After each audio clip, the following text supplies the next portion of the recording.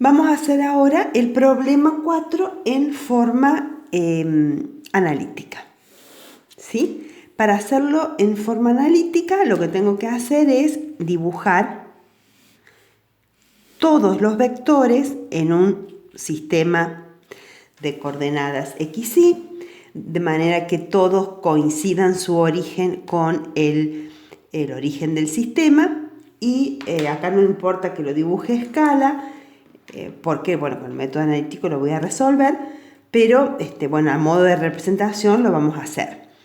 Sí es importante hacer el gráfico y los ángulos para después poder plantear la sumatoria en x y en y. Entonces vamos a trasladar estos vectores o estos que me da el enunciado del problema en este sistema. El vector A, que estaba al sureste, yo lo voy a ubicar en este cuadrante, va a ser entonces el vector A, que igual que como habíamos visto en el método gráfico, va a formar un ángulo de 67,5 con el eje X. El vector B, que va a estar sobre el eje X, y el vector C, que va a estar en el primer cuadrante, ¿sí? Y que va a formar un ángulo de 45 grados con el eje X, ¿sí? Bueno, entonces, ¿qué tengo que hacer ahora para encontrar la resultante, que sería esta misma que acá encontré gráficamente? Tengo que hacer la sumatoria de todos los vectores en X. ¿Se acuerdan que eso lo hacíamos para obtener sobre el eje X un vector de manera que lo pueda después sumar como números? Una de las diferencias entre las magnitudes vectoriales y las escalares es que a las vectoriales no las puedo sumar como número, y los vectores por supuesto no se pueden sumar como número, por eso existen todas estas reglas. Únicamente lo puedo sumar cuando los dos vectores tienen la misma dirección. Si tienen el mismo sentido, se suman, y si tienen sentido contrario, se restan. Es el único caso. Entonces, en el método analítico lo que hago es eso, es todos los vectores descomponerlos primero en sus componentes en X para poder luego sumar a esos vectores. Entonces veamos. Vamos a empezar por A. El vector A tiene una componente sobre el eje X. Esta componente, llamémosle AX, que va a valer. O sea, lo que tendría que hacer es esto. A ver, lo voy a poner, ya que tengo espacio. A X, la componente de X, le voy a sumar la componente de B en X, le voy a sumar a C en X, y eso va a ser esta sumatoria. Entonces, ¿cuánto vale AX? AX vale, acuérdense que el primer problema, el primer ejercicio que tenían en la guía era para calcular componente.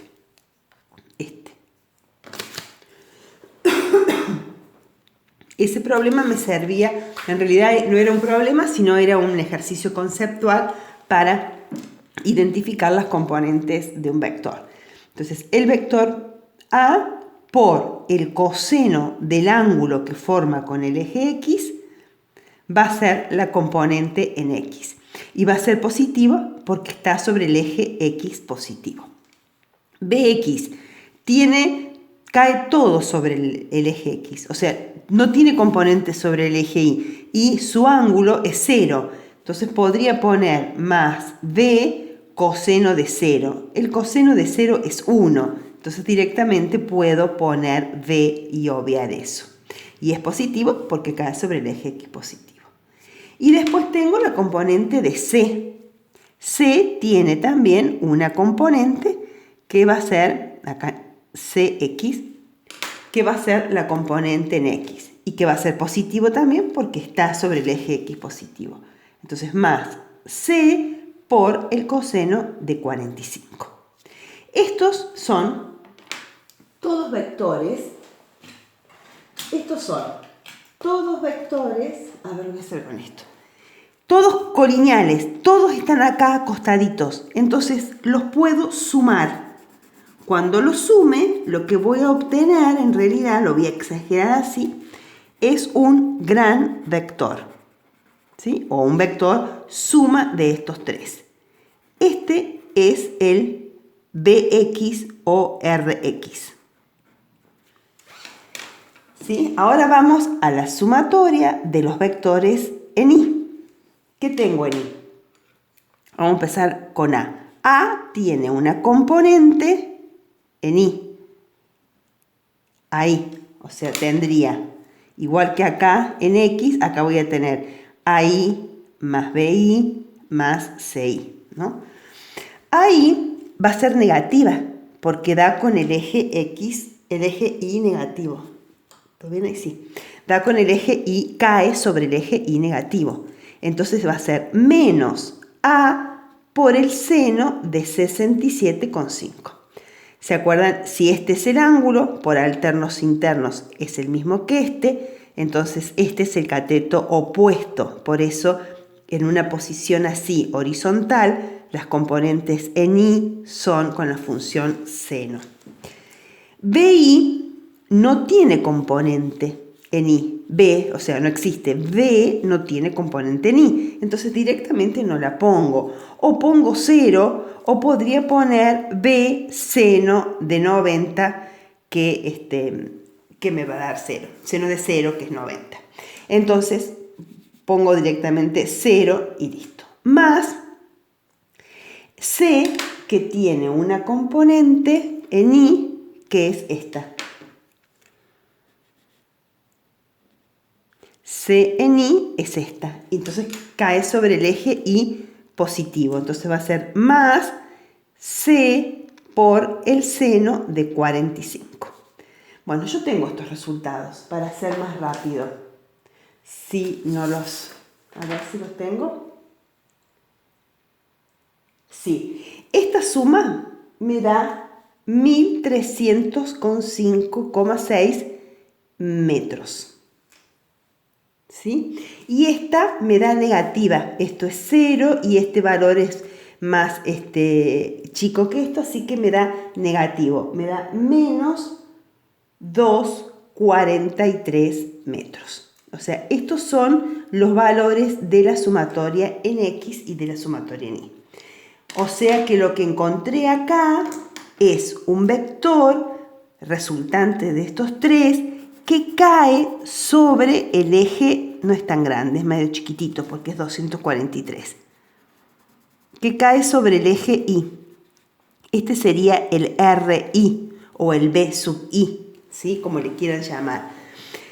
Entonces, ¿qué me queda? Un vector sumatoria resultante sobre el eje Y y otro sobre el eje X. Entonces, finalmente tengo que construir un paralelogramo acá para encontrar la resultante final o la resultante entre estos dos. ¿Sí? Porque esto no es resultante, esto tampoco. Estas son la sumatoria de todos los vectores acostados en X. Y esta es la sumatoria de todos los vectores acostados, proyectados sobre Y. Con estos dos yo construyo un paralelogramo para encontrar esta resultante final. ¿Sí? Entonces, esa resultante la voy a calcular por Pitágoras. La resultante es la raíz cuadrada de 1305,6 metros al cuadrado más menos 243 metros al cuadrado. Esto al estar elevado al cuadrado, este signo se me va a desaparecer. O sea que este resultado me da 1328 metros. ¿Sí? Fíjense que cuando hicimos este método, a ver si sale, sí, gráficamente, muy a ojo, que a ustedes les habrá salido mejor con regla, dio 1300. Y acá 1328. ¿Qué me falta calcular? Me falta averiguar el ángulo θ que forma el vector resultante con el eje X. Este θ, el ángulo que forma el vector resultante con θ. Y eso lo calculo con la función trigonométrica tangente. tangente a la menos 1 de RI, perdón, que sería esto. Este es el ángulo, este es el cateto opuesto, que es lo mismo que esto. Entonces tendría RI o BI, como quieran, sobre RX o BX, es lo mismo. Es el argumento, o sea, este cociente que es el argumento de tangente a la menos 1, me va a dar el ángulo. Lo voy a escribir para que les quede. Esto es 243 y esto es 1305,6. Metro con metro se me va y el signo negativo no tiene sentido que lo ponga acá. ¿Por qué? Porque yo ya sé dónde está ubicada la resultante. O sea, si quieren lo ponen, pero no tiene sentido físico ni matemático siquiera en este caso, porque los signos acá me servirían para ubicar el ángulo en qué cuadrante está. Pero ahora yo ya sé que está acá, porque ya usé el signo negativo para ubicar estos catetos. Entonces esta cuenta, este cociente y tangente a la menos 1 me da 10 grados. Bueno, yo ahí lo exageré, tendría que ser más chiquitito todavía. Y ese entonces es el resultado final. Por el método analítico, la recta que conecta el molino con la aguada es la resultante de los tres vectores que por el método analítico da un valor de 1328 y que forma un ángulo de 10 grados con la horizontal, que acá sería con el eje X. Acá se ve mejor, miren, porque acá se ve mejor que el ángulo es chiquito, ¿no? Si yo proyecto el eje X, este ángulo es pequeño, es de 10 grados. O sea, esta resultante que tengo acá dibujada, yo la puedo comparar con esta. ¿Sí? Este es el método, a ver si lo ven chicos, este es el método gráfico y esta es por el método analítico. Acá me importa hacerlo a escala, acá no me importa tanto porque ya tengo el valor. Sin embargo, miren, 1328 con 1300. Estas son las dos formas de resolverlo.